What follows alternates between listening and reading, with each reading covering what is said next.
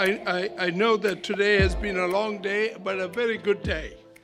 And welcome to this special ceremony for the launching of the Korean translation of the Scattered and Gathered Compendium. Migration, as we saw throughout this day and yesterday, is one of the oldest and most enduring aspects of the human experience. In the last 50 years, we have witnessed worldwide population shifts on a mega scale. People on the move in huge numbers. People are moving for good reasons. Economic advancement for their own life and that of their families. I come from a family which is a Diaspora family. My grandfather moved from South India under the British rule to Malaysia and established. And my father and me were born there. And I grew up in Malaysia, which was a multicultural country. I thought every country in the world was like Malaysia, with Chinese and Indians and Malays and Eurasians and Europeans. You have right here in Korea, thousands who have come to make this their place of work from many parts of Asia. Numbers like 2 to 2.5 million people are part of the migrants who are in this country. I just read last week, Japan has decided to up their migrant intake. Presently, they have 1.3 million, and the Prime Minister Abe is calling for an increase of 360,000 starting from the month of April in 2019. If you go to Qatar, you'll see 1.6 million people work to prepare for the FIFA World Cup that's going to come there in 2022. So you need to understand we live in a diaspora world. People move because of educational advancement. Again, international students are in many of our universities, and Korea is no exception. Right in the city of Regina, we have at the University of Regina with about 14,000 students, 700 scholars come from mainland China alone. Our family is a host family to international students. My wife primarily is a major influence on several people's lives, hosting them, having them over for meals, showing them cultural aspects of Canadian life and even our personal lives. But people also not only move for good reasons, we know people move for sad reasons.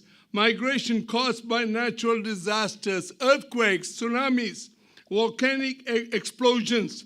Migration caused by civil war. Regina is a very small city. It's about 212,000 people. And friends, we have 502 Syrian families that came into Regina as part of Canada's welcoming the Syrian refugees from the Middle East. We have 502 families. My wife and I are involved with 21 others to reach out to these migrant Syrian families. We have targeted 97 families where 22 of us, 22 units, we reach out to these people, and we have seen from February 2017 to this summer, we have seen 4 families come to a saving faith from the Muslim background. My daughter, who is with Canadian television as a national anchor, spent 3 weeks ago a whole week in Bangladesh to visit the 1 million Rohingya refugee camp, the largest refugee concentration in the world. And she brought back to prepare a documentary for the national scene. So today, transnational migration is a global phenomenon. One can neither deny this reality, nor can one escape this reality. One thing is for sure, people from all regions are moving in greater numbers at faster rates in all directions. What we are observing is what we call polycentric migration. People from everywhere moving to places in all directions. This massive flow of people around the world is drastically changing the social, cultural, and religious landscape of cities, countries, and continents. Migration is something no one can ignore and no community can avoid. According to the United Nations figures 2 weeks ago, 258 million people live and work outside from their land of origin. This explains why the UN General Secretary Antonio Guterres urged world leaders in January of 2018 to celebrate global migration as a positive global phenomenon. And as Christians, we have a biblical reason to be enthusiastically to celebrate this global transnational migration. The massive movement of people across borders is no surprise to our God. Our God is allowing this for his ultimate purpose. Friends, it was in 1982, several years into public ministry, did I discover this truth that was shared with us in the session before by Dawn, Acts 17, 26 to 27. He made from one man every nation of mankind to live on all the face of the earth, having determined the appointed times and the boundaries of their habitation, that they would seek God, if perhaps they might grope for him and find him, though he is not far from each one of us. I believe our God is allowing the scrambling of the nations of the world for one fundamental reason, that they would seek God. His allowing the Great Commission of the Lord Jesus compels us to enthusiastically embrace this amazing opportunity to evangelize diaspora peoples. How many are there? 258 million. That makes about 3.5% of the world population, and the projections are it will escalate in the years to come. Friends, in 1985, I wrote to Lausanne Movement. I still have the letter. I wrote to Lausanne Movement and said, we need to address this thing called migration and diaspora. In 1989 was the second Lausanne Congress that was held in Manila. The response from those who were in the program team was this: we are including that in urbanization. We are including that under refugees. We are including that here and there, but they did not pay attention to it. And then came 2004. It was after Lausanne had taken a sag. It was almost as if it was on life support. There was a reconsideration to look at Lausanne and to see what's the future of Lausanne. 2004, there was a meeting in Pattaya, and when Paul Cedar wrote to me and said, come to this thing, I wrote to Paul Cedar and said, I am not coming to 2004. I will wait for the compendium to arrive, and I'll buy it and enjoy it because you're not taking migration seriously. That was 2.5 years before 2004. Then he called me again because we have done a few things together. And I again said to him, I'm not coming simply because I believe migration has to become, or diaspora has to become part of that. Friends, 15 months before 2004, I got a note and said, Paul said, we are going to put it as a subsection of one of the issues, and the thing is on. And so I went. Friends, it was at 2004 that the book Scattered, the Filipino Diaspora Presence, was distributed. to everybody at that Congress, and Diaspora became almost a household name at that Congress. Friends, this is why Lausanne movement made Diaspora one of the 5 major themes at Lausanne Congress 3 in Cape Town in 2010. 3 things happened at Cape Town. Number 1 plenary and 2 mega seminars highlighted Diaspora theme to the Cape Town participants. Secondly, we distributed hundreds of English editions of the first edition of Scattered Together, free of charge to participants at Lausanne 3. Thirdly, Lausanne's Global Diaspora Network was launched in Cape Town. Dr. Sadhiri Joy Tira, Senior Associate for Diasporas, was to champion this, and I want to bring regrets from him. He had a health challenge several weeks ago, and it was best that he did not do foreign travel. So he conveys his regrets and his regards to you. Dr. Ted Yamamori, who are closely associated in our journey to Cape Town, agreed to be the senior advisor to GDN. GDN's mandate is simple. It is to fulfill God's redemptive mission for the people on the move.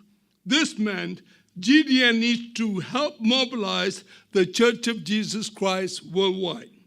GDN needs to help Christians and churches have a vision for the growing opportunities for mission, because scattered or diaspora people were right there at their doorstep. Their mission fields from the ends of the world that God has brought into their Jerusalems, into their Judeas, and into their Samarias. They are also mission forces. Ted yesterday reminded us diaspora churches are not mobilized to their maximum capacity, and we have a responsibility to do that. And so what has GDN been doing? We have held consultations, some regional, a couple of them global.